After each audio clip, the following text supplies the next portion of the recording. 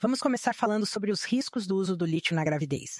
Esses dados são provenientes, pelo menos em grande parte, do The New England Journal of Medicine, em um artigo publicado por Patorno em 2017.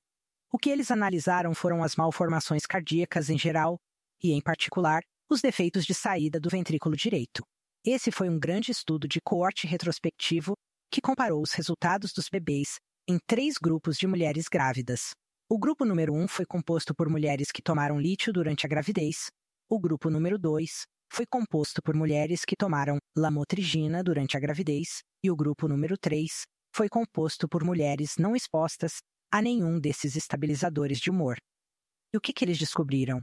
Quando se trata de riscos absolutos, o risco para o lítio foi de 2,41 por 100 exposições versus 1,15 por 100 mulheres não expostas. Em outras palavras, houve um acréscimo de 1 a 2 casos de malformações cardíacas gerais por 100 com exposição ao lítio em comparação com a não exposição.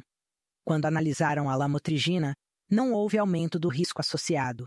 Analisando um pouco mais detalhadamente os defeitos do fluxo de saída do ventrículo direito, e devemos lembrar que a anomalia de Ebstein é um resultado secundário dos defeitos do fluxo de saída do ventrículo direito, o risco absoluto foi de 0,60 por 100 para o lítio, contra 0,18 por 100 na população não exposta. Observe que o risco depende da dose. Não houve defeitos de saída do ventrículo direito, com doses de lítio de 600 mg ou menos. E, de fato, em todos os 663 bebês expostos ao lítio nesse estudo, não houve uma única anomalia de Ebstein. É importante ressaltar que o lítio não foi associado a nenhuma malformação não cardíaca. Dê uma olhada no próximo gráfico, que explica os riscos absolutos e relativos de lítio de malformações cardíacas. E o que você pode ver é que em doses superiores a 900 mg por dia, houve um aumento substancial do risco de malformações cardíacas. O risco aumentou 3 vezes em doses acima de 900 mg por dia.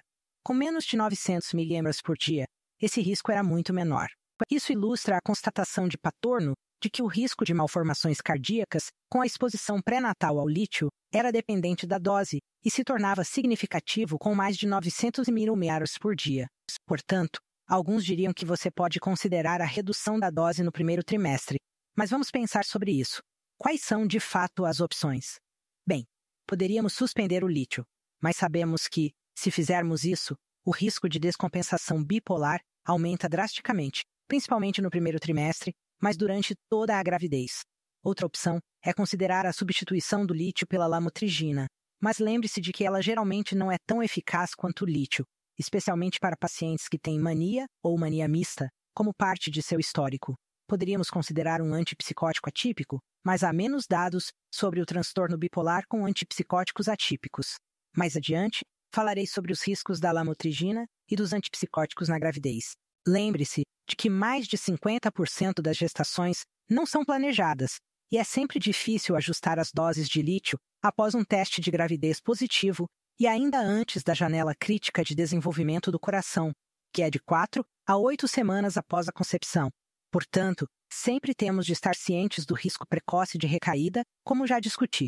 Agora, lembre-se de que a exposição pré-natal ao lítio aumenta o risco de anomalias cardiovasculares, mas não aumenta o risco de anomalias de neurodesenvolvimento ou outras anomalias. Como podemos concluir e pensar sobre isso? É preciso pesar o risco da exposição ao lítio em relação ao risco associado à interrupção do lítio e ao não tratamento do distúrbio, ou ao tratamento com algo que possa ser menos eficaz ou para o qual tenhamos menos dados. Então, quais são nossos pontos principais? A exposição pré-natal ao lítio aumenta o risco de anomalias cardiovasculares, mas esse risco deve ser ponderado em relação ao risco incorrido pela mãe bipolar e sua prole ao interromper o uso do lítio. A exposição pré-natal ao lítio não aumenta o risco de distúrbios não cardíacos ou de neurodesenvolvimento na prole exposta,